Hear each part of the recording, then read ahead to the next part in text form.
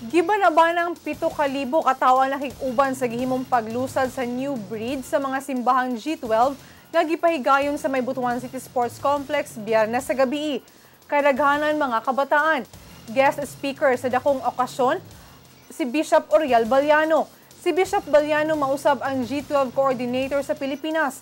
Ang G12 simpleng sistema kung asa giaghat ang matag Kristiyano nga magdala og 12 ka individual nga mahimong disipulo alang kang Jesus.